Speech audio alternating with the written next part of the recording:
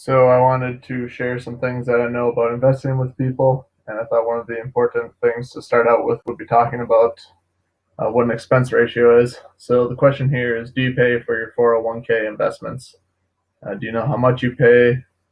So the answer is yes, you do pay for your 401k investments. No company is going to manage your money for free. So what you need to do is learn how you charge that money and how to reduce it so that you have more money in your account. So for all mutual funds, you're charged a percentage of your total portfolio as a fee, and this is called the expense ratio. And so it's often written as a percentage, for example, 0.2%, which is confusing for me. It's a lot easier to interpret as X dollars per $1,000 invested. So, to determine how much that is in dollars, you take your 0.2% or whatever percent they give you, divide it by 100, and then multiply that by how many dollars you have invested. So you can see here a 0.2% expense ratio would equal $2 per $1,000 invested. So the higher expense ratio, obviously, the more you're charged. And generally, actively managed funds have higher expense ratios than index funds. So you can see an actively managed fund could have, for example, a zero point 0.6 expense ratio, which they would charge you $6 per $1,000 invested, versus an index fund maybe only charging you $2. So in this comparison, shows you the sum of the money, uh, the sum of your fees.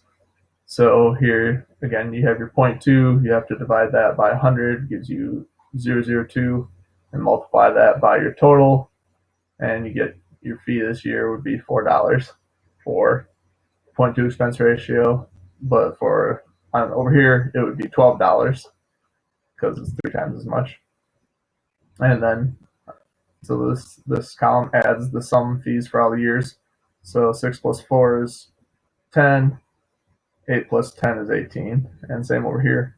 So you can see after 20 years, the one fund here ends up charging you $418, whereas the higher expense ratio fee fund charges you $1,250. And so this does not take into account that that money is coming out of your fund directly, so you have less total. So we'll show that in the next slide. So here you see similar setup. I increased the invested number, so $5,000 each year invested, and I just used a 3% return each year. So you can see here again, I have your fees each year, and then your sum fees, and then this is the important number here, is your total investment. So you can see that after 20 years for investing the same amount of money in the same funds with the same returns, you will have, in this case, you'll have $6,000. You'll have $6,000 less in your fund if you're charged the 0.6% instead of 0.2%. So that's pretty significant. And obviously, if you were getting a higher return, say a 5% return on each one, that change would be even greater. And so here's just an example of two different index funds, or two different target date funds, one from Fidelity and one from Vanguard.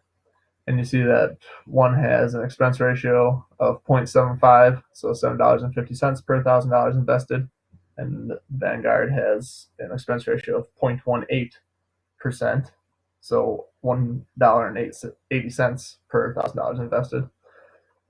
So you can see that these funds have pretty similar strategies. As you get closer to retirement, they decrease your number of U.S. stocks and foreign stocks, and basically increase your bonds. So this is it seems like a no-brainer that you would probably you'd want to go with the Vanguard, since they're charging you less and basically doing the exact same thing. So I hope this has helped you kind of understand what expense ratios are, and hope that you'll follow on for later videos where I talk more about investing.